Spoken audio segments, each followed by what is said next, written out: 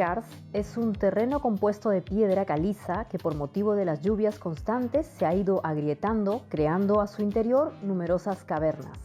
Algunos cerros con estas características son los que tenemos en la cuenca del río Alto Mayo en San Martín. Soy Maite Vizcarra y hoy en Umbrales vamos a sumergirnos en la selva y sus cavernas para conocer un poco más sobre la biodiversidad de estos misteriosos lugares de oscuridad y agua.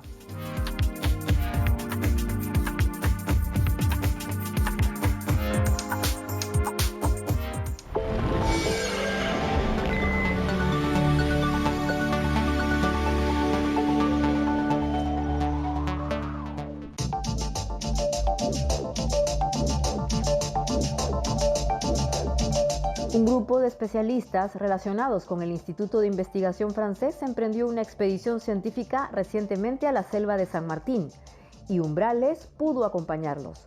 Conversamos con Jean-Luc Guyot, quien lidera estas investigaciones multidisciplinarias desde hace varios años.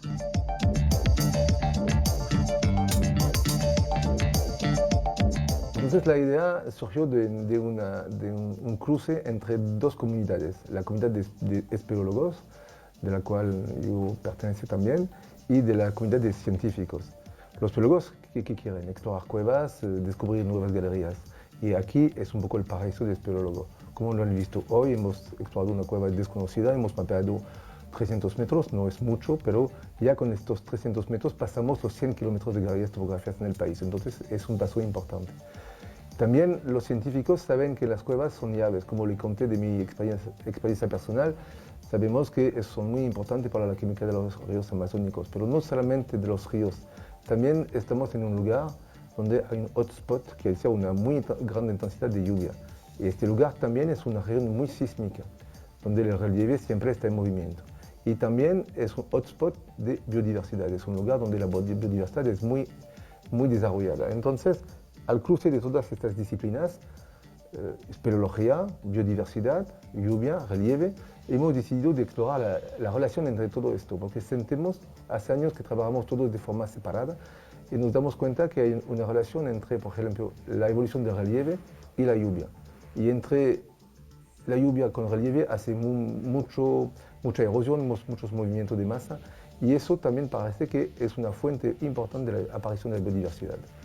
Además, esta biodiversidad está muy conocida, está conocida por parte en la superficie de la Tierra, por debajo de la Tierra casi no se sabe nada. Estas cuevas están localizadas en una zona de muy alta biodiversidad y, por supuesto, encontramos en las cuevas una alta biodiversidad subterránea. En la expedición encontramos colegas del IRD de diferentes disciplinas, pero también colegas peruanos del IGP, del INGEMET, del IAP de Iquitos y de Tarapoto, y estudiantes de la Universidad de San Marcos y de La Molina también. Entonces tenemos una comunidad de investigadores que van a estudiar muchas cosas. Entre los animales tenemos jóvenes que estudian los murciélagos y roedores que están en las cuevas. Me dijeron ayer que encontraron muchas especies, puede ser una especie nueva de vampiro. Están en la fase de analizar para ver cuáles son las especies que colectaron. Además de esto, tenemos colegas que estudian los peces, tanto fuera, con colegas del IAP que estudian peces de ríos y colegas de la San Marcos que estudian peces adentro de las cavernas para ver si son de las mismas especies y a partir de la genética entender cuándo se separaron. Nos encaminamos en primer lugar a la Cueva de Palestina, en Nueva Cajamarca, San Martín. Me llamo Jean-Yves Bigot, soy espeleólogo francés, trabajando con Jean-Luc Guyot del IRD desde muchos años. Y lo que nos interesa es de explorar nuevas cavernas para mejorar nuestro conocimiento de las cavernas y también de la fauna. Y en peculiar, lo que interesa a nosotros amigos científicos es de estudiar el aves que se llama guacharo, y por eso debemos recorrer, por ejemplo, y después analizar la caca de guacharo y el vómito. Estamos en la cueva de Palestina, cerca de Nueva Caramarca. Es una cueva turística muy conocida y es en el departamento de San Martín, que es un departamento muy kárstico. En esta región hay muchas cavernas interesantes.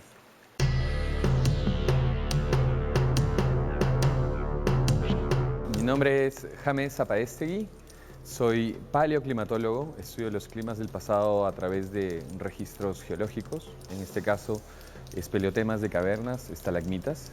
Soy investigador del Instituto Geofísico del Perú y también soy presidente del Espeleoclub Andino. Estamos en la Cueva de Palestina. Hasta este momento es la segunda cueva más grande del Perú, mapeada. Obviamente hay muchos objetivos que nos faltan aún mapear. Tiene aproximadamente 3 kilómetros y unos 400 metros de longitud, contando la galería principal y varios afluentes. Y bueno, es una cueva bastante interesante porque nos ha servido como base para hacer estudios científicos, principalmente para reconstruir climas del pasado, ¿no? A través de, como te comenté, las estalagmitas. Existen publicaciones con registros de esa cueva que nos permiten reconstruir la evolución del clima en los últimos 1400 años. Pero además es una cueva muy interesante que tiene un afluente bastante bonito, como pueden ver alrededor, y alberga mucha vida. Entonces, más allá hay varias, como 9 especies de murciélagos, hay también guácharos, hay bastantes tipos de insectos y algunos tipos de peces que se han adaptado a este tipo de ambientes de las cuevas.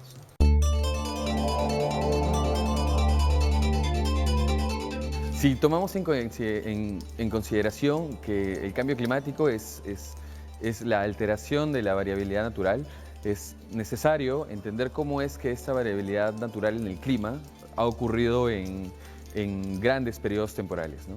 Si sabemos que los instrumentos de medición que nos explican el clima solamente tienen 50 o 100 años, pues eso es insuficiente para saber realmente cuál es la verdadera magnitud en los cambios de escala natural. Además, con el estudio de paleoclimas podemos poner en evidencia eventos extremos en el pasado como sequías o inundaciones que son mucho más fuertes o con muchas más consecuencias de las que hemos observado en los últimos 30 años.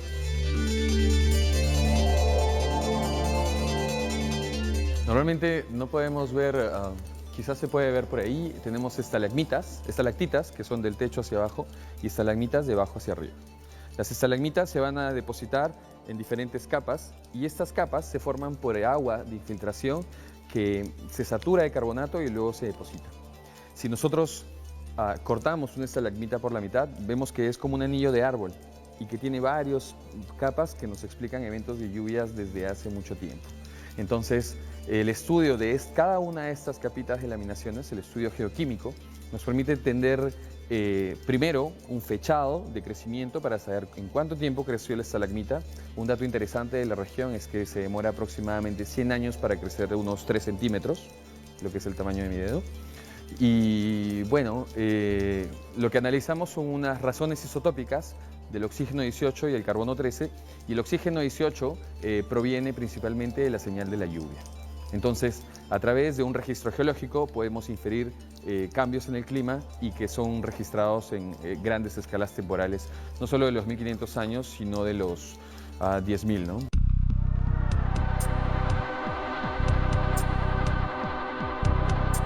Nosotros nos encontramos acá para poder estudiar qué murciélagos se encuentran en esta cueva.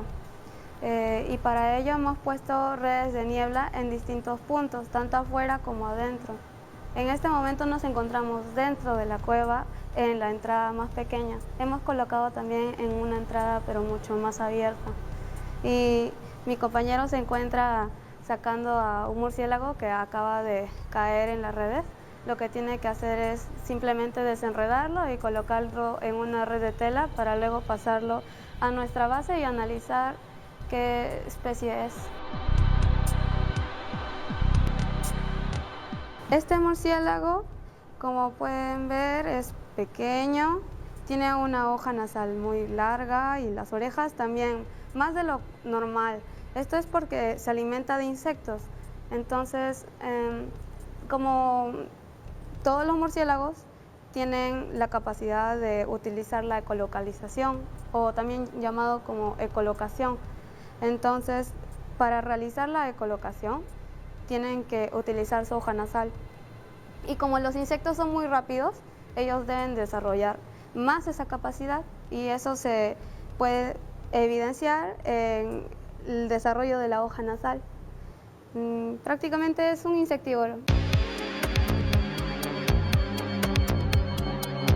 Y acá tengo una fruta de lo que se alimenta, es un ficus, si lo pueden observar. Lo llevan en su boca, van para donde están esas plantas, jalan la fruta y luego se lo llevan al refugio. A veces cuando caen en las redes, sin querer la sueltan, y es así como nos damos cuenta de que consumen esas frutas. Y también por las heces que tienen, como ellos dispersan semillas a través de sus heces, tú puedes ver las heces y por ahí puedes ver las semillas, identificar qué plantas están consumiendo.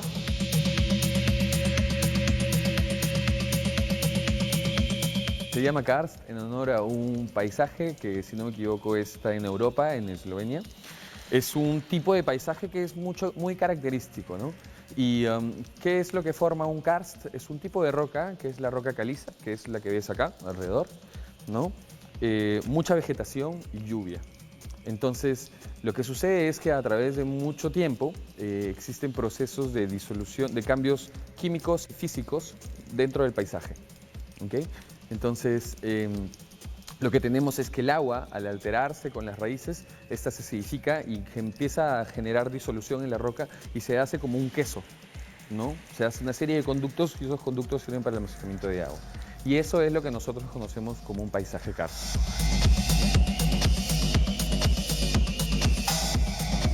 En este lugar estamos en el macizo kárstico del Alto Mayo y corresponde principalmente a las regiones de San Martín y Amazonas, y es un lugar bastante particular porque el efecto de la karstificación, el aislamiento de algunas especies dentro de ambientes subterráneos que no son expuestos a condiciones del exterior, ¿okay? Y además los cambios en la tectónica, porque estamos en lugares donde hay mucha actividad en las fallas tectónicas, nos permite entender variaciones en biodiversidad que no son detectadas en otras regiones del mundo.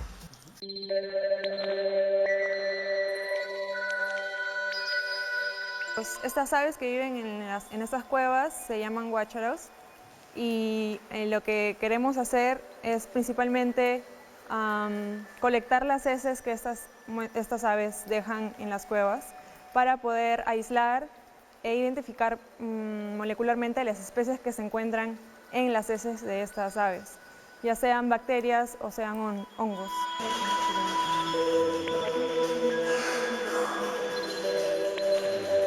Son aves nocturnas, salen a alimentarse de estos frutos principalmente en las noches y solo regresan aquí a refugiarse, ¿no? Estas aves se ecolocalizan por el sonido que hacen y que tal vez van a escuchar en el video.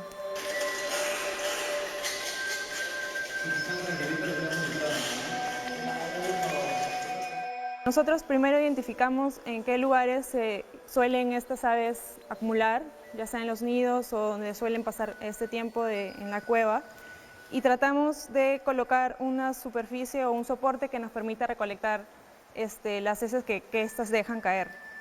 Entonces, simplemente es un plástico que ha sido esterilizado con alcohol para poder eliminar el resto de bacterias u otros microorganismos que pueda existir en este plástico, para que a la hora que aislemos estemos seguros de que solo que provengan de las heces, ¿no? Entonces este plástico es colocado y pasado unas horas o un día, dependiendo de cuánta muestra tengamos, venimos a recolectar con unos medios de transporte especiales que nos va a permitir obtener las bacterias o hongos hasta que nosotros las procesemos en el laboratorio. Las muestras son luego llevadas a Lima para su estudio en laboratorios especializados. con esta ave porque es la única que vive en estas cuevas. Es especializada en vivir en cuevas. Si no hay murciélagos, hay insectos, hay peces, pero el único ave que vive de manera permanente en estas cuevas es el guacharo. Este estudio es novedoso porque en realidad hay pocos de estudios en Colombia sobre la ecología del ave, pero nada sobre el tema que hemos tocado nosotros. Este tema es un tema especial, es un tema de tratar de entender cómo este ave, viviendo en la oscuridad, viviendo en una cueva, cuando sale de noche, se nutre de frutas de palmera, más que todo de frutas de palmera, y participa a la dispersión de las palmeras en la noche. Es bien especial porque es un mundo de obscuridad total. No hay forma de ver ninguna parte de luz. Entonces tiene todo un sistema ellos para tratar de encontrar su camino de la cueva hasta afuera. Y este sistema es por gritos. Estos gritos son muy terrificantes, son terríficos.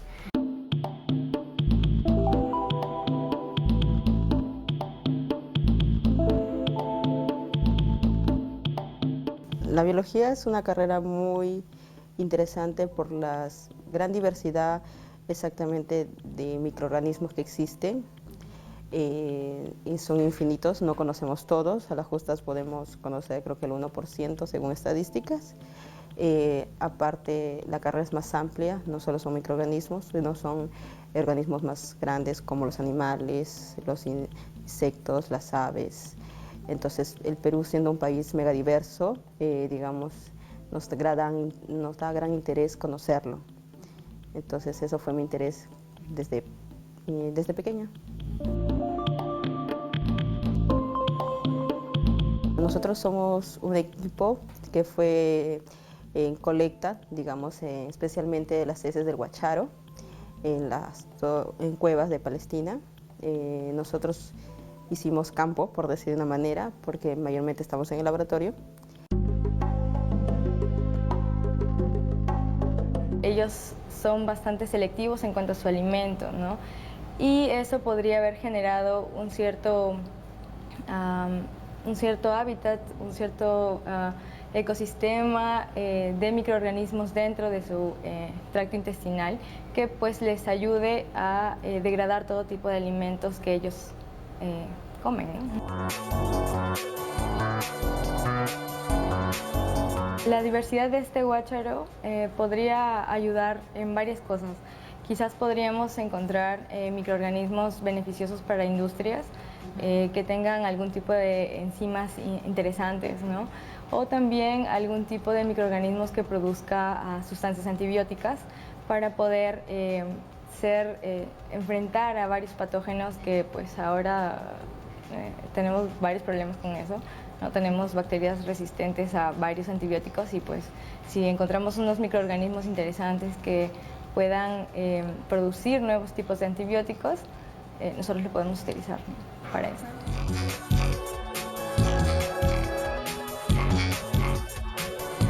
Si la muestra no es conocida, que sería lo magnífico, eso lleva más tiempo, porque si es una bacteria nueva, tendríamos que hacerle todos los análisis para comprobar eso, para llevarla a una taxonomía, filogenia y todo eso, comprobando que es una bacteria nueva, es un asunto. Y de ahí viéndole qué propiedades tiene esa bacteria. El muestreo que hemos hecho es mayormente exploratorio, para ver qué podemos colectar y qué podemos encontrar. Si es algo muy, muy interesante, se regresaría para seguir sacando muestras. El factor simbiosis es que la palmera, una de las especies de la palmera puede crecer en un terreno muy pobre en nutrientes y eso, esa facultad de crecer en suelos muy pobres, puede ser traído por la microflora del guacharo, del ave que come los frutos y con su guano que disperse los microorganismos.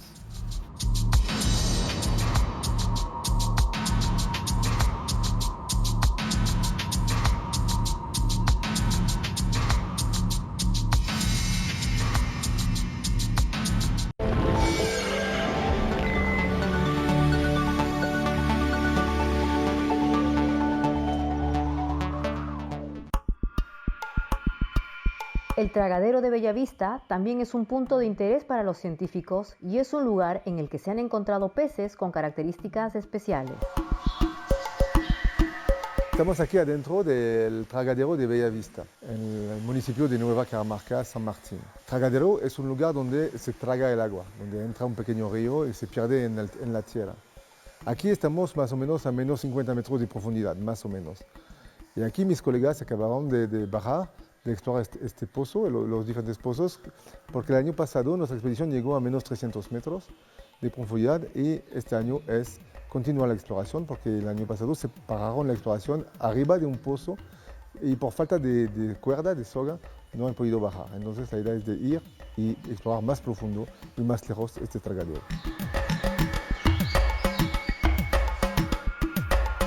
Este es el plano del tragadero de Bellavista, pero el tragadero de Bellavista es también una cueva que es mucho vertical. Y yo dibujo un corte también de la cueva, es la entrada es acá, y yo puedo dibujar las paredes también y las cuerdas que necesitamos para parar hasta el final de la cueva. Y también yo puedo indicar que hay, por ejemplo, acá guano, que hay pozo, que hay agua, todo este tipo de información.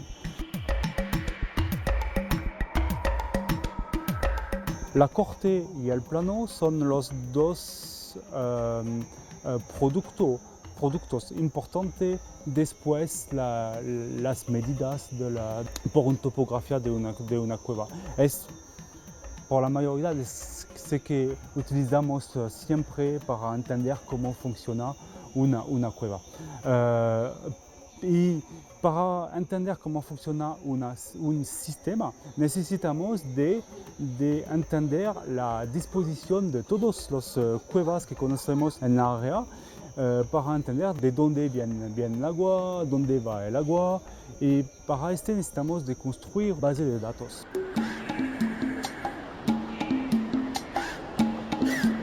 Estamos ahora en el marco de una expedición multidisciplinaria e internacional y la idea de la expedición es netamente un tema de exploración. Queremos descubrir las cavernas y al mismo tiempo toda la biodiversidad que alberga esas cavernas. Bueno, pasa que en esas cavernas hay agua y aunque muy poco en relación a lo que pasa en los ríos de afuera, hay una vida que se ha desarrollado a través del tiempo. Los animales que están ahí, primero vienen de afuera. A un momento dado, por casualidad o de manera voluntaria, han entrado en las cavernas. Y ahí tienen que sobrevivir. Si se quieren mantener, tienen que sobrevivir. Para eso, para sobrevivir, tienen que cambiar su modo de vida.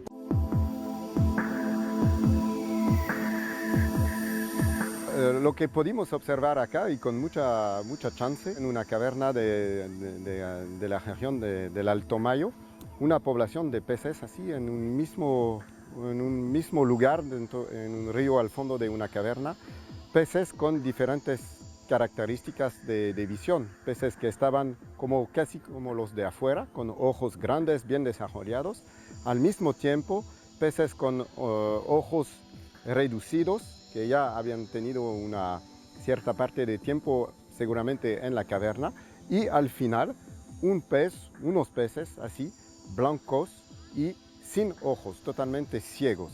Y eso es una indicación de que hubo una evolución, una adaptación, generaciones, no sabemos cuántos, pero generaciones de peces que se han quedado en la caverna y que en el tiempo han perdido su visión. La segunda característica también que muchas veces se observa en las cavernas es que pierden también su color, su pigmentación, porque igual afuera, en los ríos de afuera, muchos peces tienen pigmentación para esconderse, para que sus depredadores no les vean. En la caverna no hay luz y hay muy pocos predadores, entonces tampoco les sirve mucho esa coloración. Entonces una característica que se les observa es la pérdida de, de esa pigmentación y al final tenemos organismos que son o blancos o casi transparentes. Igual lo que observamos en esa misma poza del río subterráneo eran peces que estaban negros o con pigmentos más o menos similar a lo que observamos afuera y al final algunos individuos sin ojos y no transparentes pero bien blanquizos, ¿no? Que otra vez indican que esos peces han tenido un proceso de adaptación bastante avanzado al mundo cavernícola.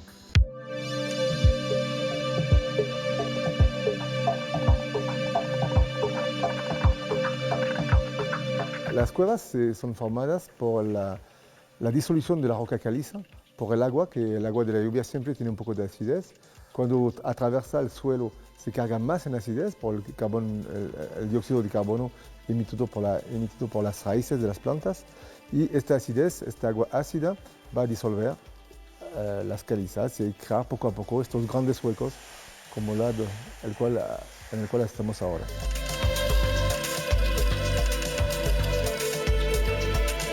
Más abajo, donde yo me fui el año pasado con mis amigos, llegamos a un pequeño riachuelo, depende de la época, si hay lluvia por supuesto no es tan pequeño, a partir de menos 150 metros lo estamos siguiendo y el año pasado había muchos peces cavernícolas, peces blancos, ciegos y que vamos a estudiar de cerca.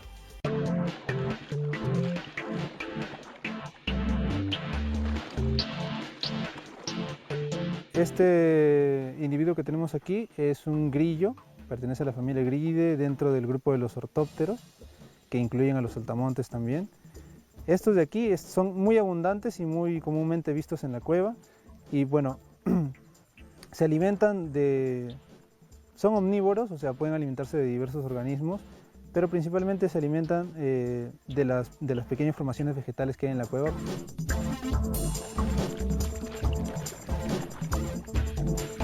¿Cómo es que se forma, bueno, cómo se crea la base de la cadena trófica aparte de este grillo? Existe el crecimiento de hongos o de musgos en la cueva debido a la humedad, pero también es debido al excremento del guacharo, que es un ave que es propia de la zona, propia de estas cuevas, que utiliza la ecolocación. Y además del excremento de los murciélagos, que estudian algunos compañeros míos también aquí, que han venido con el equipo. Y este excremento genera un ambiente, un pequeño microambiente, donde se van a formar pequeños hongos o pequeñas plantas inferiores, y que van a ser la base para la alimentación de otros organismos como pequeños escarabajos, como chinches, que también se alimentan de esto, y estos saltamontes.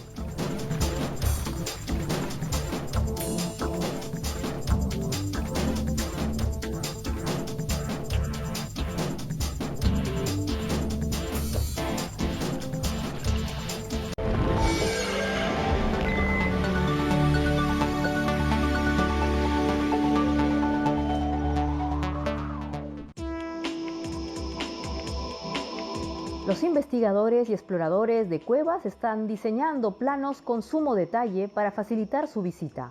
Este es el caso de la cueva llamada Palestina 2. Hacemos una topografía, se llama una topografía, es para dibujar un plano de la cueva y un plano con algunas informaciones sobre la cueva.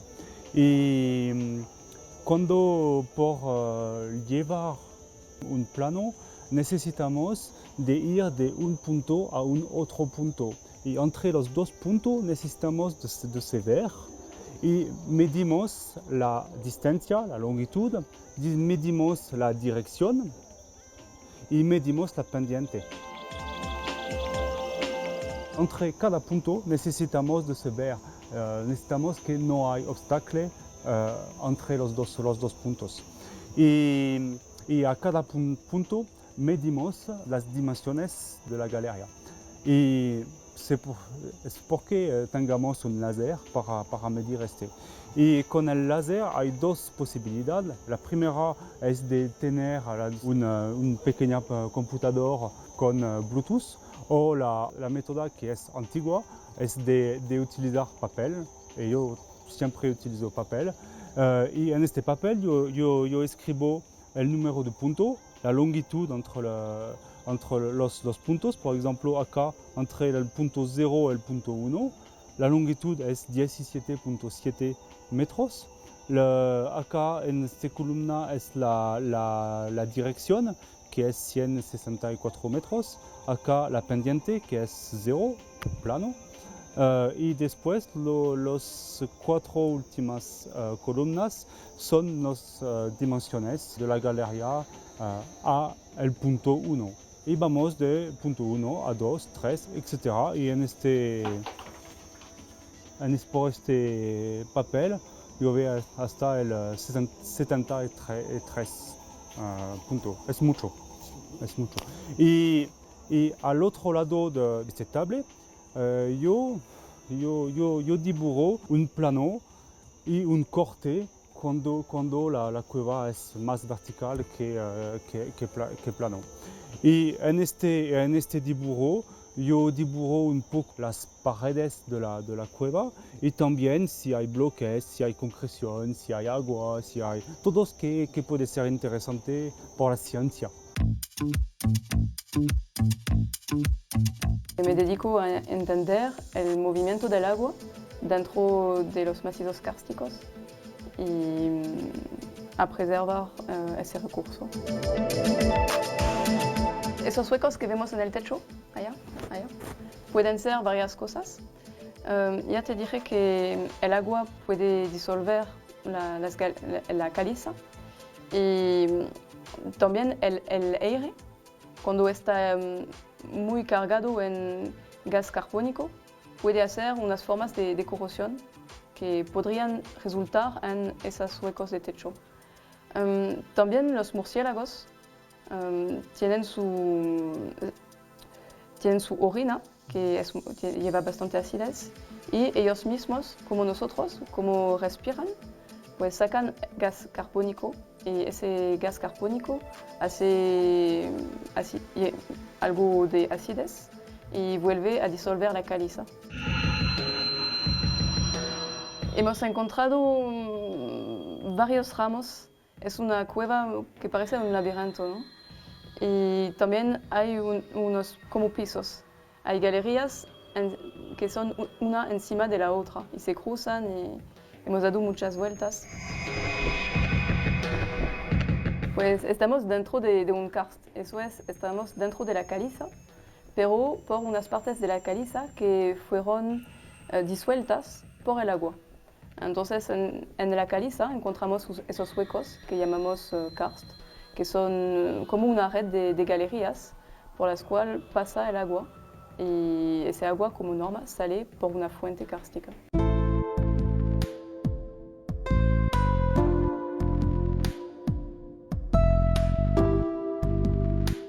Actualmente el número de especies que conocemos de agua dulce estrictamente en el Perú es ya, bueno, extraoficialmente ya ha superado el número de especies que tenemos en el mar peruano, ¿no? Lo cual en general en sumatoria nos coloca pues al Perú como dentro de unos países megadiversos, ¿no? Aún así hay muchos lugares en Amazonía, ¿no?, que han sido escasamente explorados.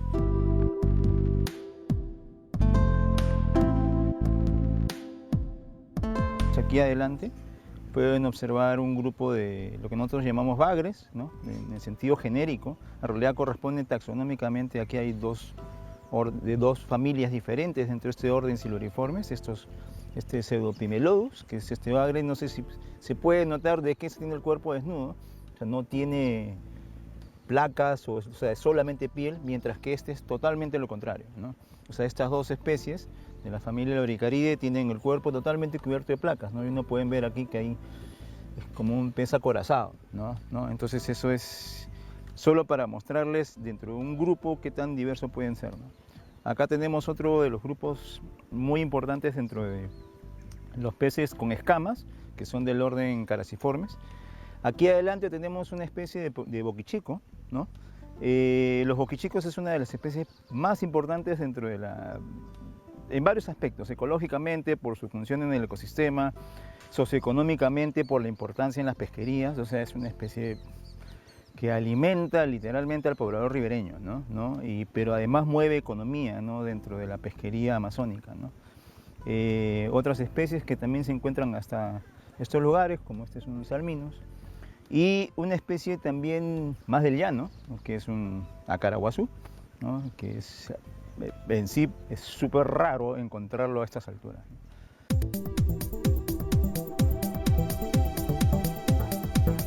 Un detalle para una de estas especies, como el boquichico en el centro aquí, es que es una especie migradora. Y en toda la Amazonía hay especies que necesitan hacer migraciones muy largas para cumplir con su ciclo de vida. Y estas migraciones grandes pueden ser amenazadas con la fragmentación de sus hábitats. Por ejemplo, una de las fragmentaciones más complicadas y más importantes que se observan ahora es la multiplicación de las represas hidroeléctricas en toda la Amazonía, y ya no solamente en las partes altas, como acá en el Mayo, por ejemplo. A esas alturas solían hacerse las represas, ahora también se están haciendo en la parte de planicie, mucho más abajo, con consecuencias drásticas para las especies que necesitan migrar grandes distancias para cumplir con su ciclo de vida. Esto es una amenaza muy seria que no está mucho considerada por el momento.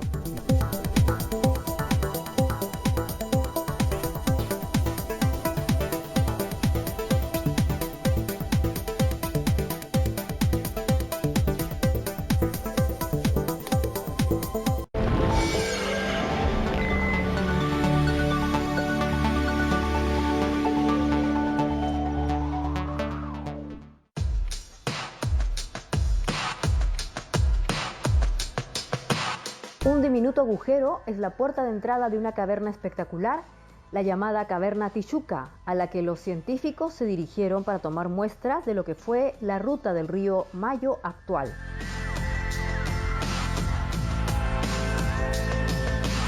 Acá estamos en el fondo de la caverna de Tichuca, que es una caverna fósil, ¿no? Bastante grande, tiene una longitud de 700 metros y está en altura, encima del río Mayo, más de 100 metros encima.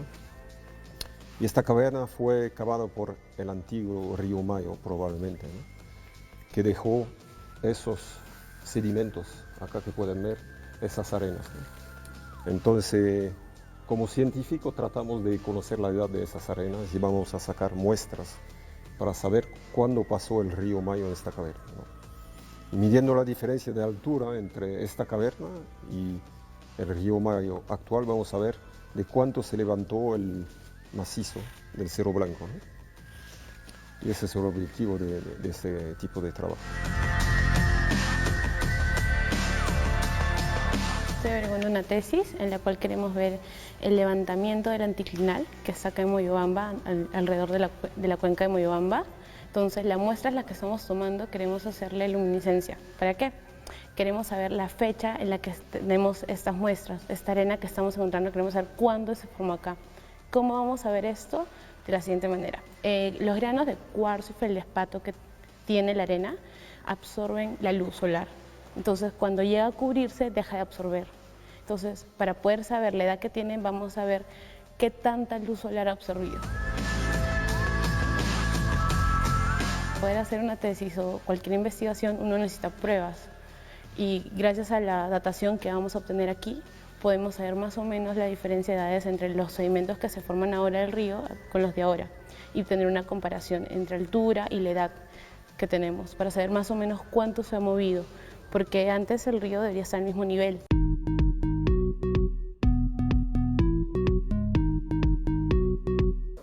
En realidad hay varios pisos en la caverna, ¿no? Hemos visto en la entrada otro piso que es más bonito, con bastantes estalactitas, estalagmitas y unas concreciones que han podido ver muy bonitas, que se llaman excéntricas.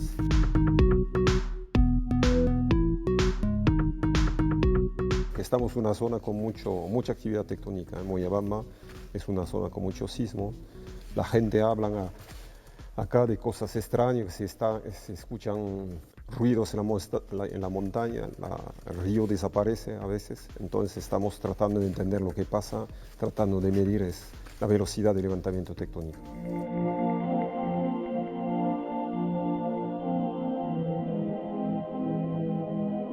Bueno, estamos en el Ojo de Agua. El Ojo de Agua es una resurgencia de agua dulce que sale de este macizo, ¿no?, calcáreo, donde subimos a la cueva de Tijuca, que está más o menos a 45 minutos de acá, 100 metros, 150 metros más arriba. Y es un río subterráneo que sale en este río, pero que aporta mucha agua dulce todo el año y que crea el río de aguas claras. Eso tiene historia muy extraña. El año pasado, por ejemplo, la gente del pueblo cuenta que hubo un terremoto y que se secó el río y que salió mucho olor a azufre, ¿no? Y eso quedó 3 semanas y después otra vez se rellenó. Así que eso muestra que estamos, como te contaba, en la cueva, en una zona con mucho movimiento tectónico, ¿no? Y asociado probablemente a los terremotos de Moyobamba, y es lo que tratamos de estudiar.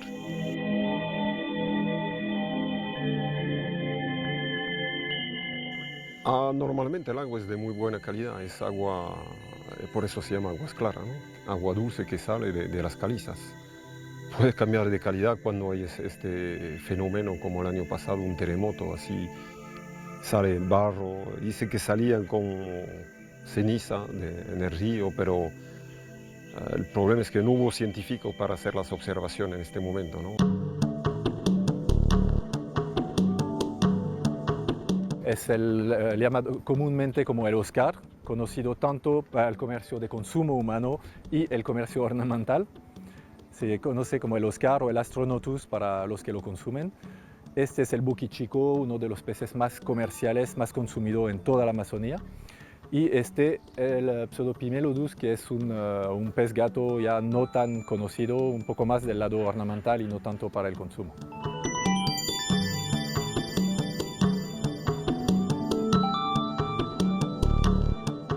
Bueno, ya se ven algunos detalles de coloración. El detalle más importante que hemos encontrado es para esta especie, el boquichico. No les puedo enseñar ahora porque, bueno, está fijado en formol y está todo duro, pero la boca está muchísimo más desarrollada, más protráctil, y según las discusiones con los colegas del IAP, tanto como del museo, es probablemente una adaptación a los otros lugares, porque el Mayo está meándrico todavía como una parte de la Amazónica, pero todos los afluentes que llegan al Mayo son torrenciales con piedras.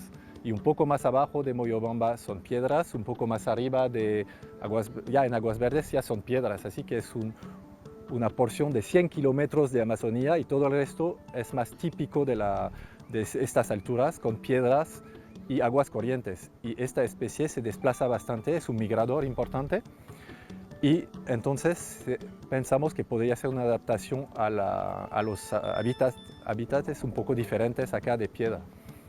Eso queda por definir todavía. En esta especie vemos unas diferencias en las manchas naranjas que ven acá, en los padrones de bandas negras también, pero nada muy notable. Y en la última especie acá es un poco complicado porque con la fijación en formol desaparecen un poco los colores. Tenía un poco de rojo en la cola que normalmente no tiene abajo, pero no sabemos todavía si es algo significativo o si se trata solamente de algunas diferencias así.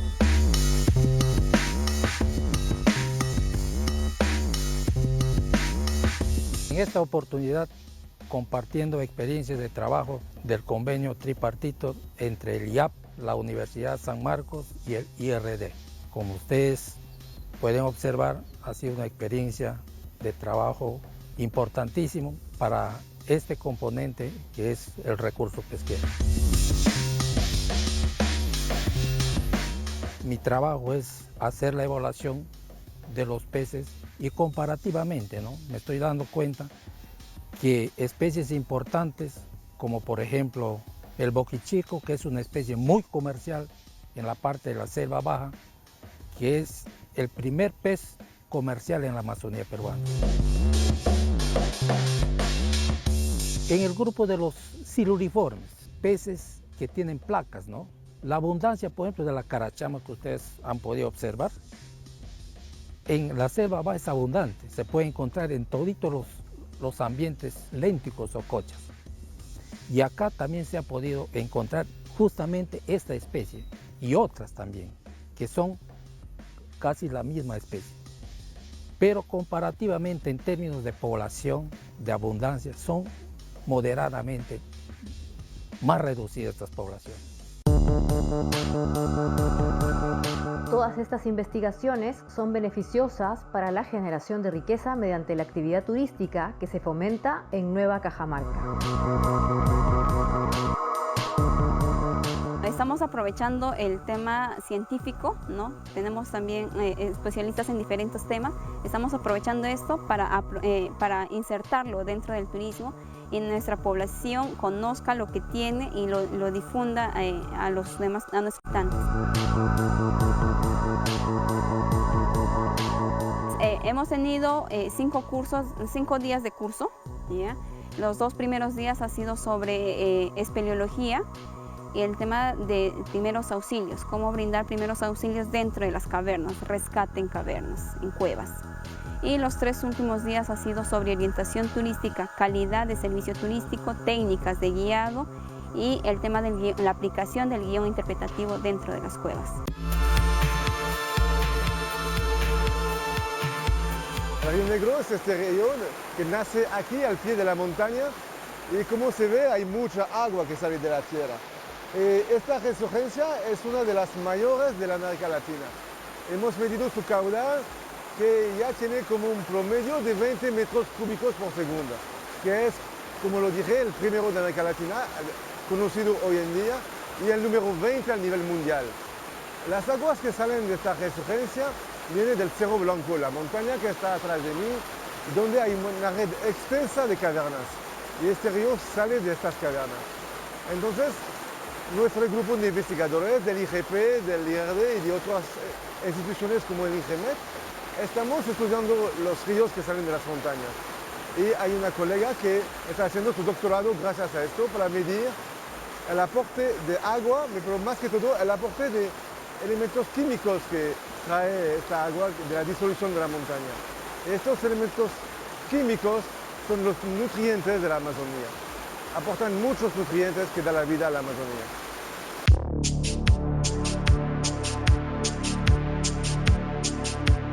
Aunque ya la sabiduría ancestral sabe aquilatar el valor de nuestra selva, los estudios y resultados de estas expediciones científicas nos van dando luces sobre el origen de la riqueza de nuestra biodiversidad y cómo hacer para protegerla de la depredación andante.